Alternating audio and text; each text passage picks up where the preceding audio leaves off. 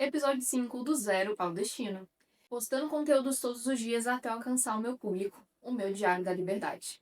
Welcome back everybody to episode 4. And today I'm here to actually answer one of the most common questions I get, which is, how did you learn English? How was it? And how did you actually become a teacher? People are very interested in my journey and how it was for me to get at these fluent level, in this fluent conversational level. And I think there's nothing better than doing this in English.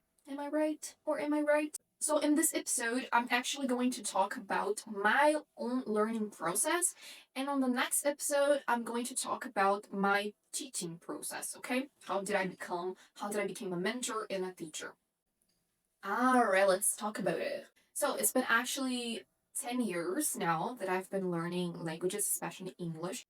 I remember that since a very early age, I always found English to be a very extremely beautiful and gorgeous language. And so, yeah, I really wanted to learn. And as you might know, in school, in Brazilian's traditional school, we don't have much opportunity to do it so I knew that if I wanted to learn I had to do it by myself. Another question that I get a lot is, have you done any courses?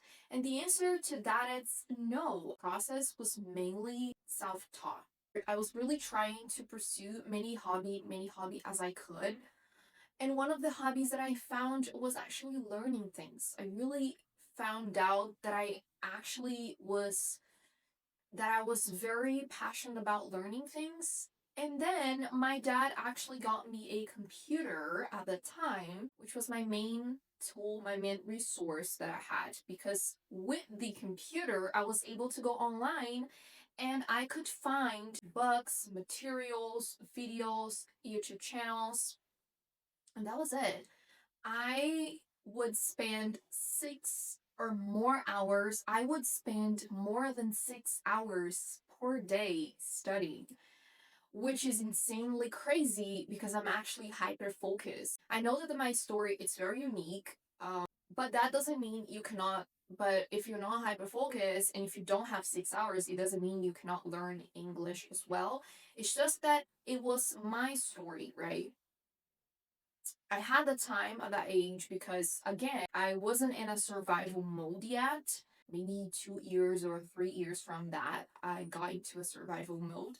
But at that time, I did not have to like work to provide or to do anything like that. So I pretty much had time to figure it out things that I like, to pursue my interest. And at that time was a really great time because I really achieved a lot of things from a very early age. And then I developed my own method, which is the method that I now teach on my online school. And if you want to know exactly the exact tools and the resources and how I did to learn English, you can then follow my YouTube channel, Fluente, mundo. Another interesting thing about the story is that when I actually started to learn, nobody believed. And no one in my family did things like that. No one actually did what I did. And so they really thought I was wasting my time. They thought I was like playing games, but I was actually learning, which is crazy because most of the young people would just go online and play online games, which I'm not saying it's wrong, but you shouldn't be 6 hours just playing games. So that's my first tip for young people. It's like, don't freaking waste your time because the time will pass anyways, and you might regret it. I'm really proud when I reflect about that. I'm really happy and really honored that I got to study at a young age, because now my life it's busy and I know that I'm not able to study 6 hours like I used to do before, even though I would love to, but now I have more responsibilities than I had before. And so it's really important for you to understand that. I remember once my dad looked at me and he was like, "Dad, what are you doing?" And then I looked at him and I said, "I'm studying English, Dad." And he was like, "No, you're not."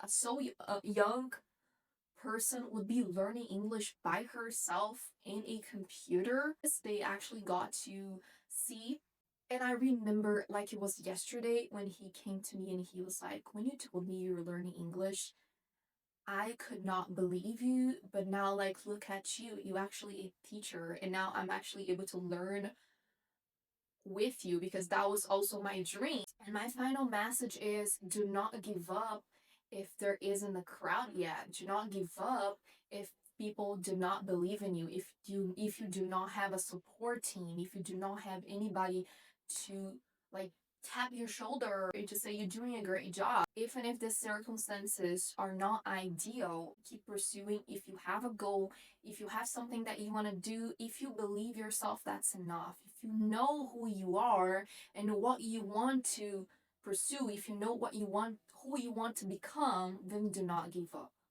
I tell you by personal means because everything I did, no one believed in it until they saw, until they see now the outcome. So that's the full message here. I have so much to talk about my story. I actually have a lot of stories to tell.